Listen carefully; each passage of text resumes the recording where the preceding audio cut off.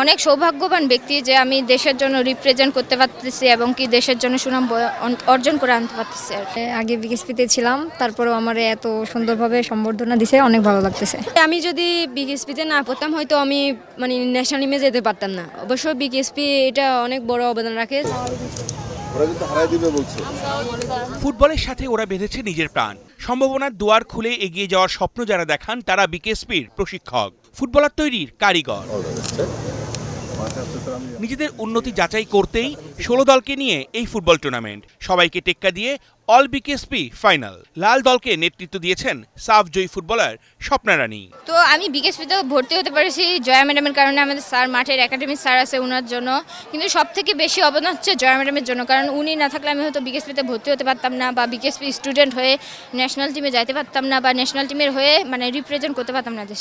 মহাপরিচালকের আমন্ত্রণে প্রথমবারের মতো বিকেএসপিতে আসা বাফুফে সভাপতি তাবিদ আওয়ালের উপভোগ করেন মেয়েদের ফাইনাল ম্যাচ।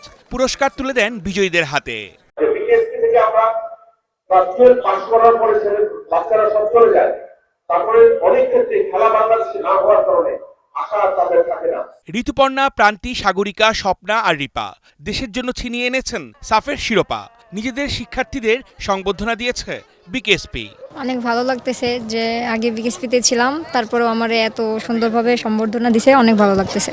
ইনশাআল্লাহ ওরা যদি ভালো খেলে, মনোযোগ দিয়ে প্র্যাকটিস করে, ইনশাআল্লাহ ওরা ভালো কিছু করবে। তখন আমি ছোট ছিলাম, ক্লাস 6-এ পড়ি তখন, তো কখনো এভাবে সংবর্ধনা পাই নাই। তো এবার ফার্স্ট টাইম আমি পাইছি, তো আমার অনেক ভালো লাগতেছে যে যেহেতু নিজের প্রতিষ্ঠান, আমার অনেক ভালো লাগতেছে। নিজেকে মানে আরও অনুপ্রাণিত হয়েছে যে সামনে আরও ভালো কিছু করতে হবে। অবশ্যই দায়িত্ব বাড়ছে। যে দিনটা অনুপ্রেরণা হয়ে কাজ করবে বিকেএসপির বাকি সব শিক্ষার্থীদের জন্য। নিজেদের তৈরি করে জাতীয় দলে জায়গা করে নিতে চাইবে, ফুটবলের বিশ্বমঞ্চ থেকে ছিনিয়ে আনবে গৌরব। অর্ণব বাপি, ৭১।